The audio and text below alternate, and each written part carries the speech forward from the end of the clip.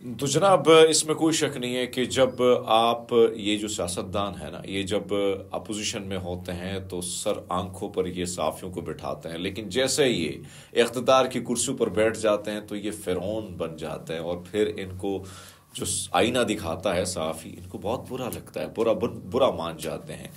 مریم نواز صاحبہ کو تھوڑا بہت سکون آ گیا ہوگا جس طریقے سے اس کی وزارت یعنی وزیر اطلاعات جو ہے عظمیٰ بخاری نے دھمکیاں دی تھی، وہ ہلکا سا کلپ سن لیجیے گا پھر بات کرتے ہیں۔ اگر آج کسی نے پریس کانفرنس میں نوئسنس کریٹ کی، کسی نے شور اور بدتمیزی کی، تو میں اسپیئر نہیں کروں گی، میں بالکل صاف بتاؤں گی، اور کسی کی نوکری کے ساتھ میں قطعاً میرے اس میں ہے ہی نہیں، لیکن میری شکایت کا مطلب جو ہے وہ نوکری خراب ہونا ہے، جو میں نہیں چاہتی۔ تو دھمکیاں آپ نے سنی، اور اس کے بعد پھر کیا ہوا کہ سمینہ پاشا کو جو ہے جی این این سے نکال دیا گیا، شاکر اوان کو جو ہے وہ ہم نیوز نے نکال دی، اسی طرح عمر دراز گوندل کو ایف آئی آر نوٹس تھما دیا، عمران ریاض کو نوٹس تھما دیا گیا، سمیع ابراہیم کو نوٹس تھما دیا گیا، دیگر نوجوانوں کو جو ہے وہ نوٹس تھما دیے گئے۔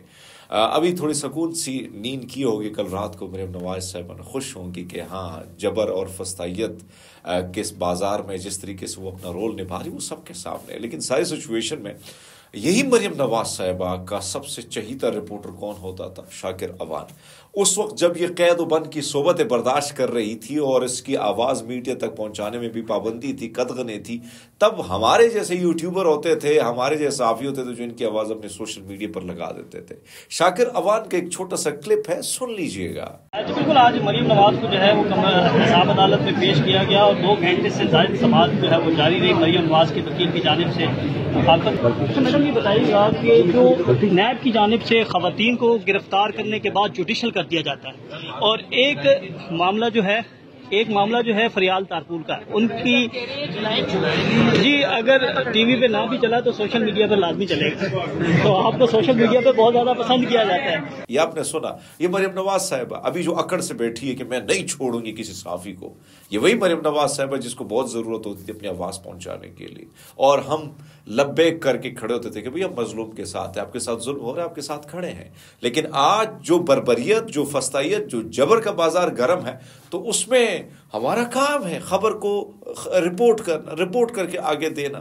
لیکن اور ویسے رزق کا وعدہ جو ہے وہ رب نے کیا ہے، وہ کسی یہ جو آج کل یہ جو خدا بننے کی کوشش کرتے ہیں زمینی، انہوں نے نہیں کیا ہے، وہ تو پتھر میں کیڑے کو رزق دیتا ہے۔ تو پھر ہمارے جیسے بندے جس کو انہوں نے پیدا کیا تو اس کی ذمہ داری بھی تو رب نے لی ہے، تو پھر ہمیں کیا کہ بھائی صاحب آپ ہمارے رزق کو بند کریں گی۔ لیکن کمال کے یہ لوگ ہیں، ان تمام تر صحافیوں کی خراج تحسین پیش کروں گا جنہوں نے جبر فستائیت کے اس بازار میں جو حق اور سچ کی بات ہے وہ آپ سب تک پہنچانے کی کوشش کی، اور اس کا خمیازہ ان کو بھگتنا بھی پڑا تو کوئی پرواہ نہیں، کیونکہ یہ جو سفر ہے، یہ جو صحافت کا سفر ہے، یہ جس منزل کی اور ہم بڑھتے ہیں اور جس سفر کو ہم نے چنا، جو راستہ ہم نے چنا، یہ کانٹوں سے بھرا ہوا ہے۔ تو کانٹوں کے اس سفر پہ جب ہمارا گزران ہوتا ہے تو ہمیں پتہ ہے کہ کون سا کانٹا ہمیں چبھے گا۔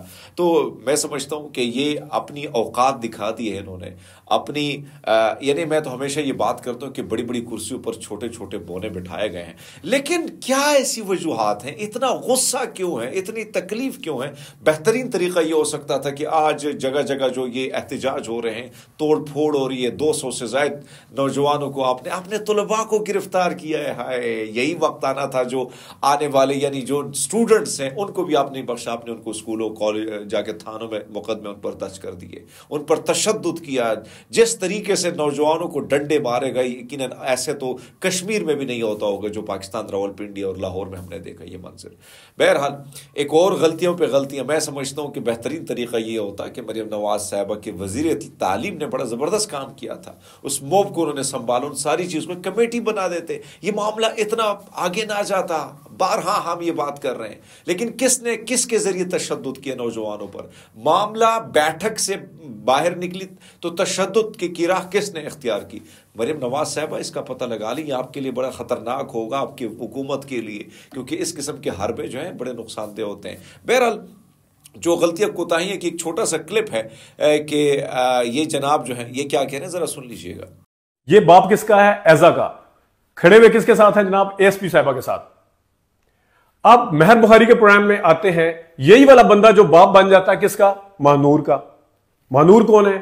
جو غلطی سے یا بقول ان کے جو بھی انہوں نے بتایا، چلے ہم یقین کر لیتے ہیں، اس احتجاج میں ٹیچر کے کہنے کے اوپر احتجاج کر رہی تھی.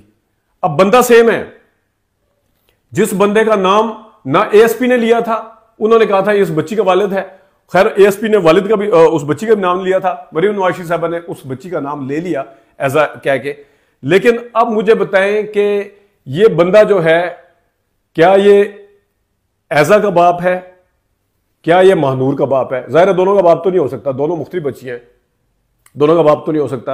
اور تیسرا سوال یہ ہے کیا یہ دونوں کا باپ نہیں ہے؟